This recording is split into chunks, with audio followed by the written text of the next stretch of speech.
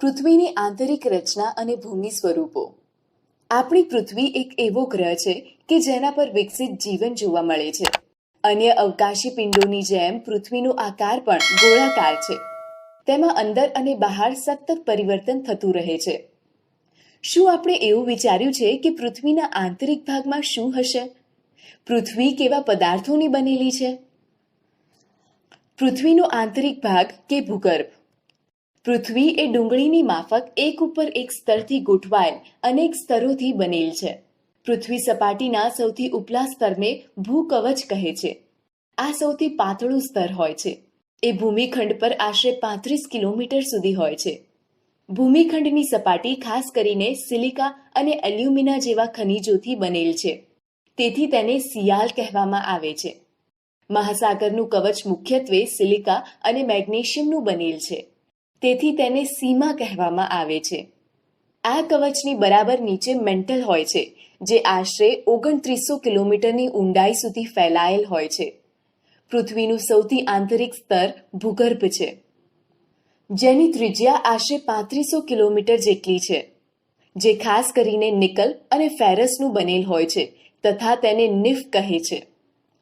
કેન્દ્રીય ભૂગર્ભમાં તાપમાન, દબાણ અને પદાર્થોની ઘનતા ખૂબ જ વધુ હોય છે. ખડકો અને ખનિજ. ખડકના પ્રકાર પોતાના ગુણ, કણના કદ અને તેની નિર્માણ પ્રક્રિયાના આધારે અલગ અલગ હોય છે. નિર્માણ પ્રક્રિયાની દ્રષ્ટિએ ખડકોના 3 ભાગ છે. પહેલો, અગ્નિકૃત ખડકો. ગરમ મેગ્મા ઠંડો થઈ નક્કર થઈ જાય છે. આ પ્રકારે બનેલ ખડકને અગ્નિકૃત ખડક કહે છે. અગ્નિકૃત ખડકો 2 પ્રકારના હોય છે: આંતરિક ખડક અને બાહ્ય ખડક. શું તમે જ્વાળામુખીમાંથી નીકળનાર લાવાની કલ્પના કરી શકો છો? વાસ્તવમાં આગની જેમ લાલચોળ પ્રવાહી મેગ્મા જ લાવા છે, જે પૃથ્વીના આંતરિક ભાગમાંથી નીકળી સપાટી પર પથરાય છે. જ્યારે પ્રવાહી લાવા પૃથ્વીની સપાટી પર આવે છે, તે ઝડપથી ઠંડા થઈને નક્કર બની જાય છે. ભૂકવચ પર જોવા મળતા આવા ખડકોને બાહ્ય અગ્નિકૃત ખડક કહે છે. તેની સંરચના ખૂબ નાની દાણાદાર હોય છે. દ્રષ્ટાંત તરીકે બેસાલ્ટ. પ્રવાહી મેગ્મા ક્યારેક ભૂકવચની અંદર ઊંડાઈએ જ ઠરી જાય છે. આ પ્રકારે બનેલ નક્કર ખડકોને આંતરિક અગ્નિકૃત ખડક કહે છે. ધીરે ધીરે લાવા ઠરવાને કારણે આ મોટા દાણાનું સ્વરૂપ ધારણ કરે છે. ગ્રેનાઇટ આવા ખડકોનું એક દ્રષ્ટાંત છે.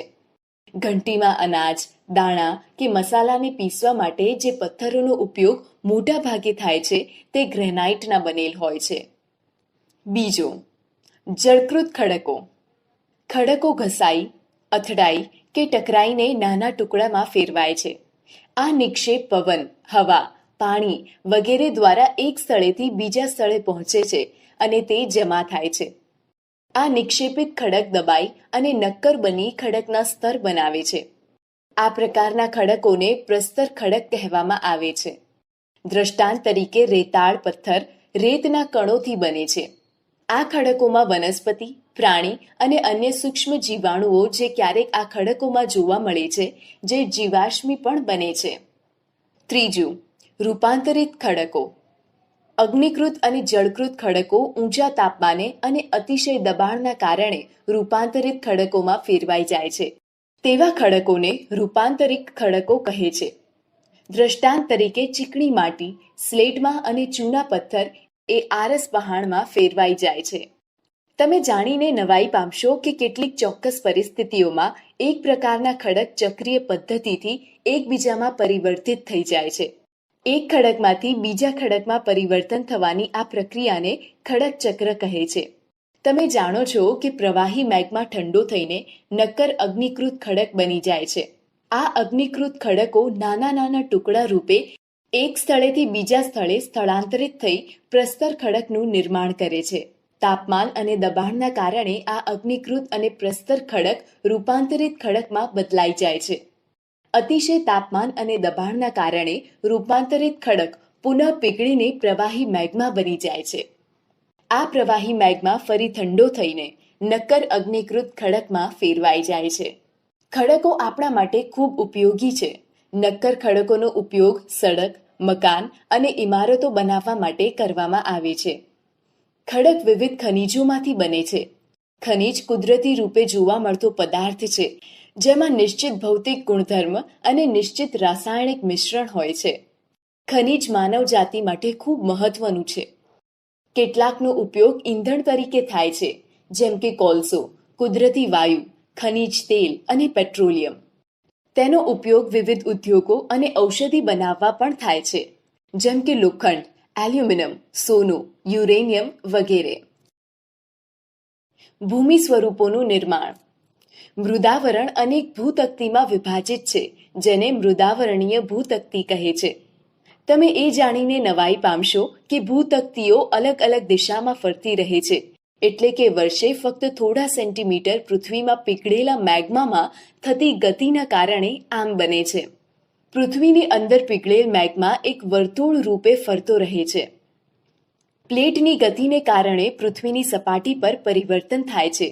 પૃથ્વીની ગતિઓને એ બળોના આધારે વિભાજિત કરવામાં આવે છે, જેના કારણે આ ગતિઓ પેદા થાય છે. તે બળ પૃથ્વીના આંતરિક ભાગમાં નિર્માણ પામે છે, જેને આંતરિક બળ કહે છે, અને જે બળ પૃથ્વીની સપાટી પર ઉત્પન્ન થાય છે તેને બાહ્ય બળ કહે છે. આંતરિક બળ ક્યારેક આકસ્મિક ગતિ પેદા કરે છે, તો વળી ક્યારેક ધીમી ગતિ. ભૂકંપ અને જ્વાળામુખી જેવી આકસ્મિક ગતિને કારણે પૃથ્વીની સપાટી પર પરિવર્તન થાય છે. ભૂકવચ પર ખુલ્લું એક એવું છિદ્ર હોય છે, જેમાંથી પીગળેલા પદાર્થ અચાનક નીકળે છે. તેને જ્વાળામુખી કહેવામાં આવે છે. આમ મૃદાવરણીય ભૂતકતીની ગતિશીલતાથી પૃથ્વી સપાટી પર કંપન થાય છે. આ કંપન તેના કેન્દ્રની ચારે બાજુ કરે છે. આ કંપનને ભૂકંપ કહે છે. ભૂકવચની નીચે જે સ્થાન કે જ્યાંથી કંપનની શરૂઆત થાય છે તેને ઉદ્ગમ કેન્દ્ર કહેવામાં આવે છે. આ કંપન ઉદ્ગમ કેન્દ્રના બહારની તરફ તરંગો રૂપે ગતિ કરે છે. ઉદ્ગમ કેન્દ્રના નજીકના સપાટીના કેન્દ્રને અધિકેન્દ્ર કહે છે. અધિકેન્દ્રના સૌથી નજીકના ભાગમાં સૌથી વધુ નુકસાન થાય છે, અને અધિકેન્દ્રથી અંતર વધવાની સાથે ભૂકંપની તીવ્રતા ધીરે ધીરે ઓછી થઈ જાય છે.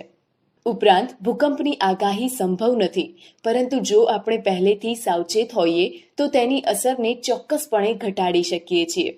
સ્થાનિક લોકો કેટલીક સામાન્ય પદ્ધતિથી ભૂકંપની સંભાવનાનું અનુમાન કરે છે, જેમ કે પ્રાણીઓના વર્તનનો અભ્યાસ, તળાવની માછલીઓની તીવ્ર હેરફેર, સરીસૃપોનું પૃથ્વી સપાટી પર આવવું વગેરે.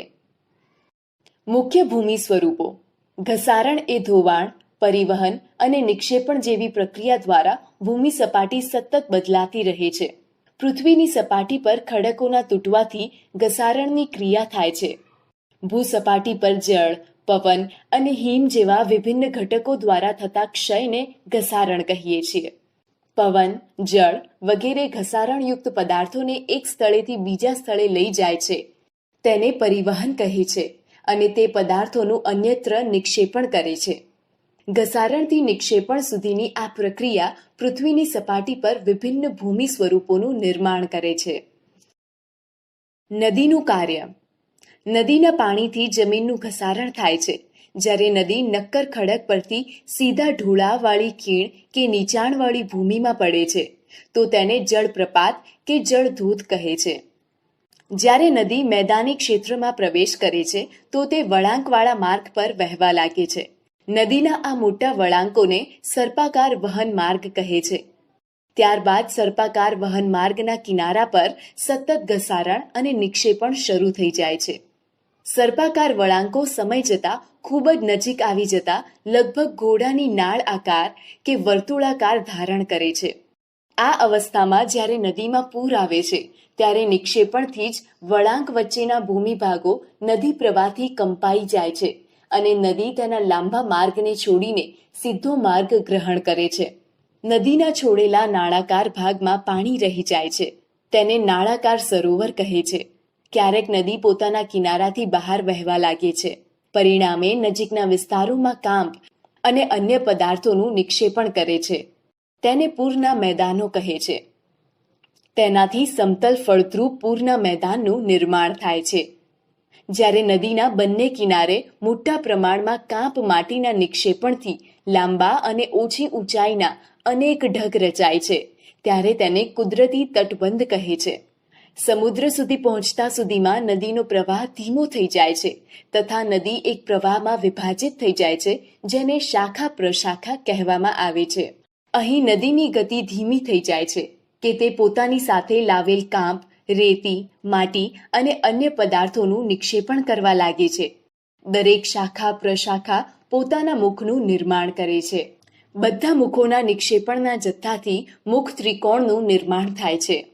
સમુદ્ર મોજાનું કાર્ય. સમુદ્ર મોજાના ઘસારણ અને નિક્ષેપણ કિનારાના ભૂમિ સ્વરૂપો બનાવે છે. સમુદ્રના મોજા સતત ખડકો સાથે ટકરાયા કરે છે, જેનાથી તિરાડો બને છે. સમયાંતરે તે મોટી અને પહોળી બની જાય છે. તેને સમુદ્રી ગુફા કહે છે.